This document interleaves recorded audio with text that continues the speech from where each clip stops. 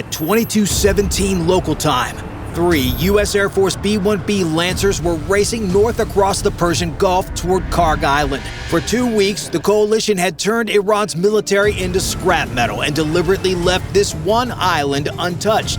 The approach had been routine so far. That would all change in a matter of seconds. Unknown to the crew, an Iranian GPS jammer hidden somewhere on the island had locked onto them.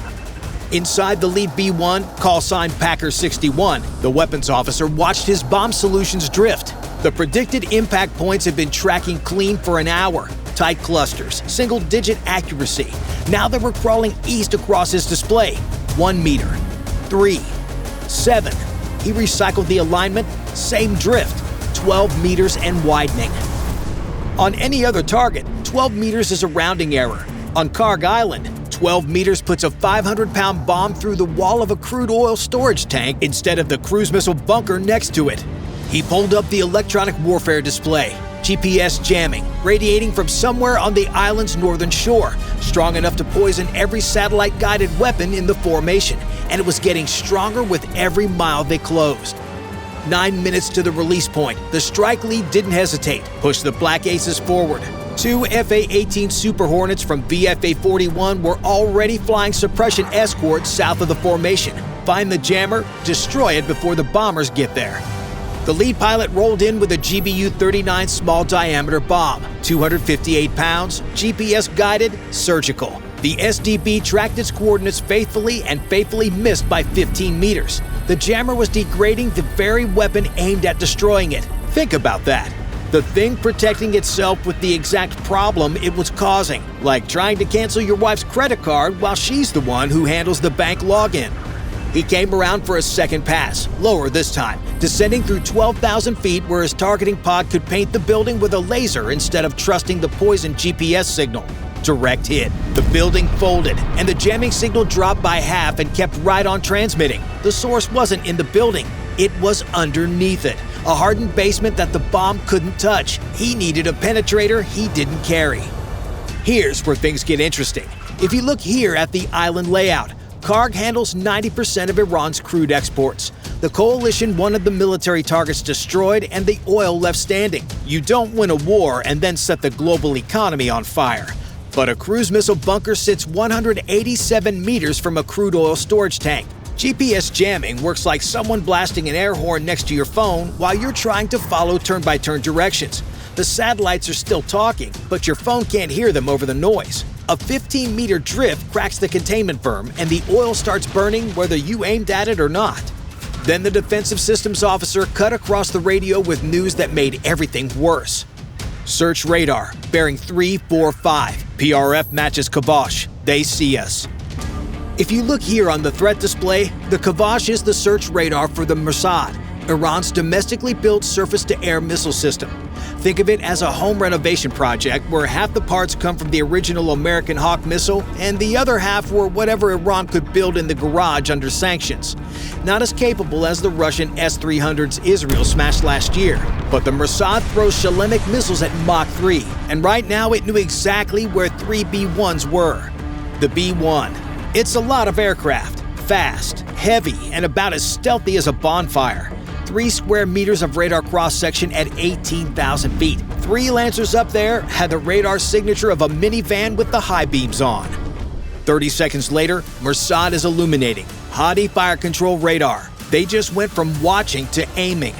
The EA-18G Growler orbiting 40 miles west caught the Hadi emission in under 1 second. If you look here at the Growler's ALQ-249 jammer pod, it floods the enemy radar frequency with enough power to turn the display into static, like trying to read a license plate while someone power washes your windshield. The Mersad commander's fire control solution collapsed, but he reached for the backup without breaking stride. The Hadi's electro-optical tracker. This is a camera that works on infrared instead of radio waves. You can jam a radar. You cannot jam a camera. It just looks. Persian Gulf sky, clear, unlimited visibility, and 4 General Electric F-101 engines at military power glow against cold upper atmosphere like lit cigarettes in a dark parking lot. The Mersad commander didn't need radar anymore. He just needed to look up. Inside Packer 61, the weapons officer checked his bomb trajectories against the Hornets' assigned corridor. a geographic lane 2 miles south of the bomber track. Clear. He checked again. Clear. The Black Aces weren't in their lane. They were 2 miles north, still orbiting over the jammer site for a re-attack, inside the bomber's corridor. The weapons officer didn't know they drifted. The Hornet pilots didn't know the bombers were 30 seconds from release. Link 16 updates every 12 seconds. In a strike this compressed, 12 seconds is a lifetime. Cleared hot, releasing. 12 GBU-38s dropped from Packer 61's rotary launchers. Each 500-pound weapon steered toward its own GPS coordinate. Degraded. Compensated. Close enough. The fall line arced through 15,000 feet where nobody was, and through 12,000 feet where 2 Super Hornets were still trying to finish off a jammer that refused to stop transmitting. The weapons officer saw the updated positions populate on Link 16 3 seconds after release. 2 blue triangles, 12,000 feet, directly under the bomb trajectories. Jester flight, break south. Friendlies in the fall line, break south now. The lead Black Ace didn't process the words, he processed the tone. The raw frequency of the man watching weapons fall toward friendlies, and broke 6 Gs to the south. 12 500-pound JDAMs arced through the airspace the Hornets had just occupied 4 seconds earlier. The lead pilot would later say he felt the pressure change through the canopy as one passed below.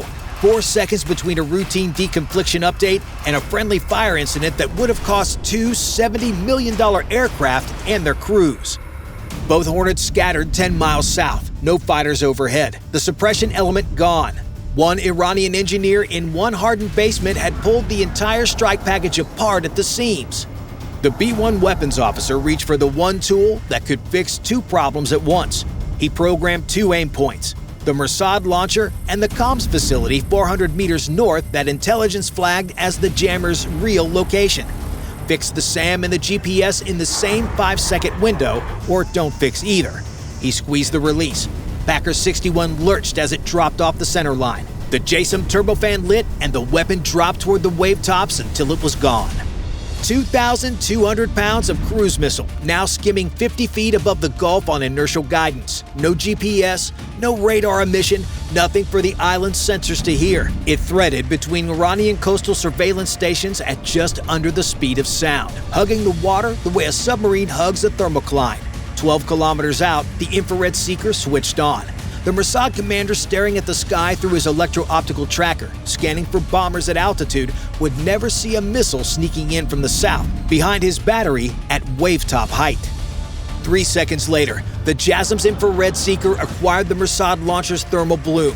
The warhead punched through the housing, and 9 Salam-check missiles erupted across the hillside in a chain of secondaries that lit up the northern slope like a stadium. American technology, rebuilt by the country America sold it to, destroyed by the people who designed the original. Your tax dollars, full circle. But 9 missiles worth of solid propellant was now burning downhill toward the containment berm surrounding crude storage cluster 4. The berm was built for tanker spills, slow, heavy crude that pools and waits for cleanup. Burning missile propellant is a different animal, hotter, faster, and it doesn't wait for anyone. If it overtops the berm, the oil ignites and every surgical strike on the island becomes irrelevant because the whole place is on fire. The SAM was gone. The GPS was still half jammed. The propellant was creeping toward 30 million barrels of crude, and 132 bombs were about to fall on an island where Samavat guns next to the oil tanks couldn't be touched. Packer 62 rolled in at 22:29 and the bay doors split open. The Skyguard fire control radar on the nearest Samavat battery locked on the formation in under 3 seconds. What happened next wasn't in the briefing. The first tracers didn't burst 1,000 feet below where area denial fire belongs. They burst at altitude, bracketing the formation, close enough that the concussion punched through the flight controls and orange light strobed across the windscreen. The gunners weren't lobbing rounds into empty sky anymore. They were firing predicted trajectories, and the Americans were about to learn why. 60 seconds before the JASSM turned the Mersad battery into a hillside bonfire, he keyed his radio. Not a distress call, a targeting handoff. 6 minutes of precise optical tracking data, altitude, heading, speed, formation spacing, compressed into a single encrypted burst aimed at 2 Samavat anti-aircraft batteries flanking the central tank farm. He'd watched this weapon to every other battery in Iran for 14 days. The jamming comes first, then the silence. Then the missile you never see. He wasn't trying to save his battery. He was trying to make sure the gunners on the other end of that radio could finish what he'd started. If you look here at the Samovat battery, it mounts twin Olercon 35mm barrels that fire 550 rounds per minute. Individually, each round isn't much, about the size of a D battery with an explosive charge. But 550 a minute from two barrels creates a wall of shrapnel that shreds anything flying through it. And both batteries sat close enough to the crude oil tanks that a single bomb aimed at the guns risked the oil behind them. You can't suppress what you can't bomb. The pilot held heading. His job during weapons release was to fly a perfectly straight line through anti-aircraft fire. No evasive maneuvering, no altitude changes, because any correction disrupts the computers calculating 12 separate drop trajectories. If you've ever tried to thread a needle while someone shakes the table, you'd understand the concept. 18 seconds of straight and level through 35mm shrapnel. Tracers bracketed Packer 62 for the full 18-second release window, close enough to rattle the airframe. The weapons officer watched the release sequence tick down, bomb after bomb dropping into the night, while 35mm rounds detonated in the air around the aircraft. Near misses, all of them. But the Samovat gunners were walking their fire closer with every correction, and the B-1 couldn't turn until the last bomb cleared the bay. 18 seconds of holding course while someone tried to put a round through your cockpit. The longest 18 seconds any of them have ever counted. 24 GBU-38s away. Bay doors closed. The pilot broke hard left and dropped 2,000 feet into the kind of descending turn that pins you into the ejection seat. Below the formation, a Samovat gunner near the tank farm kept firing. The rounds probably couldn't reach through the Growler's adjusted jamming. Probably. But every tracer climbing into the darkness was proof that the Mersad commander's final radio burst was still doing damage minutes after the weapon had stopped existing. Packer 61's degraded GPS bombs hit with 12-meter accuracy instead of 5. First impact on the Western cruise missile bunker, 11.4 meters from aim point instead of the planned 2.8. The roof collapsed, secondaries contained, but the margin to the petrochemical terminal had shrunk from comfortable to the kind of number that keeps weapons officers awake on the flight home. On the sniper's pod infrared feed, the propellant fire from the Mersad hillside was still creeping toward the berm, holding, not breaching. Every bomb impact shaking the ground it sat on. Then the boats. 2 IRGC and patrol boats cleared the JASSM breakwater at 35 knots, loaded with mines running northeast for the supertanker loading channel. The Hornets that should have been overhead were 60 miles south, scattered there by the fall line emergency 4 minutes ago. If those mines reach the channel, no tanker approaches Kharg until a minesweeper clears every meter. Weeks, maybe longer. The entire point of preserving the oil stops mattering if nobody can reach it. But before the boats, there was one more target that couldn't wait: the mine storage bunker on the east shore. If you look here at the layout, this bunker held EM-52 rocket-propelled rising mines and SADAF contact mines stacked floor to ceiling, 100 to 250 kilograms of explosive per unit. Drop a 500-pound GBU-38 through the roof, and you don't just hit the bunker, you set off everything inside it. Primary blast radius, 35 meters. Secondary from the stored mines, north of 300. Nearest oil pipeline junction, 280 meters east. The obvious bomb is the one bomb you absolutely cannot use. The weapons officer went counterintuitive. Used the biggest bomb for the most delicate job. 2 GBU-31s, the only 2,000-pounders in the formation. If you look here at the warhead, it's a BLU-109 penetrator with delayed fusing at 25 milliseconds. The penetrator punched through the roof, drove the floor level, and detonated, collapsing the structure inward and burying the mine stockpile under hundreds of tons of concrete before a single round could cook off. The 2,000-pound bomb was the gentle option. Pipeline intact. The mine bunker was sealed. The boats were not. The Black Aces were already sprinting north, recalled the moment the pier contacts appeared, pushing their engines to full military power across 60 miles of Gulf. 60 miles at 550 knots is roughly 7 minutes. 7 minutes where 2 patrol boats ran north with nobody chasing them. They arrived late. Late enough that one GPS jammer in one hardened basement had handed 2 patrol boats a head start on the most consequential mining operation since the tanker war.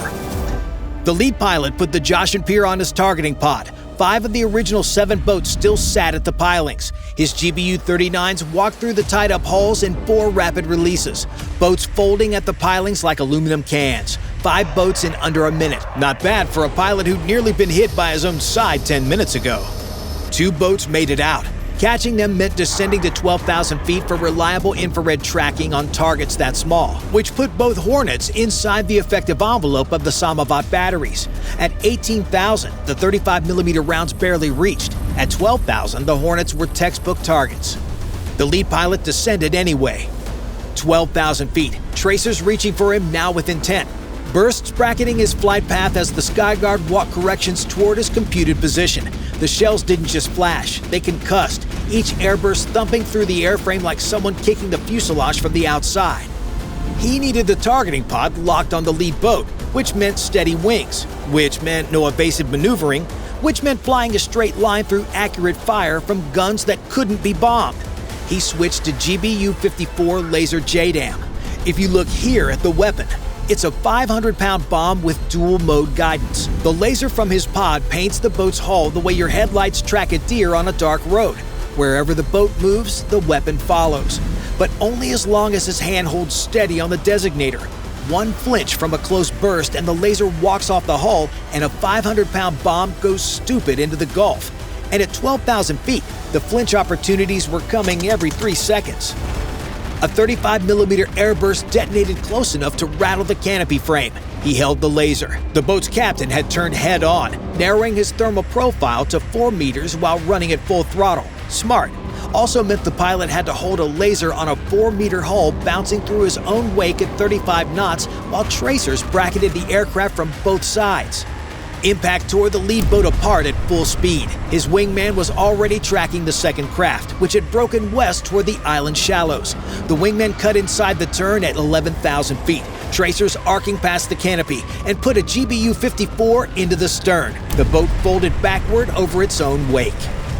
Packer 63 pushed over the island on the final run, absorbing Packer 62's redistributed targets on top of his own list. The weapons officer had been reprogramming coordinates mid-approach for the past 4 minutes, adding aim points to a delivery sequence that was already full, while tracers stitched the sky around the aircraft. The Samavat gunners had been firing for 20 straight minutes now, barrel heat warping the tracers into wavering arcs that climb past the aircraft like slow-motion fireworks.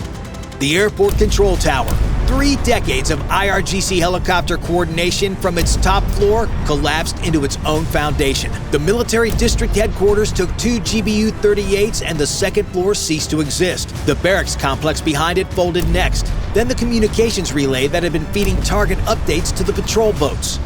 On the sniper pod's final pass, the propellant fire from the Mersad hillside had reached the base of the containment berm and stopped. The concrete held. 30 million barrels of crude oil sat exactly where the coalition needed it, intact, undamaged, and completely undefended. 500 miles southeast, the USS Tripoli was making 20 knots into the Gulf with 2,200 Marines and a squadron of F-35Bs. The reason America's roads have potholes was pulling into the driveway. If you enjoyed this video, watch one of our other videos on the war with Iran. Bye for now.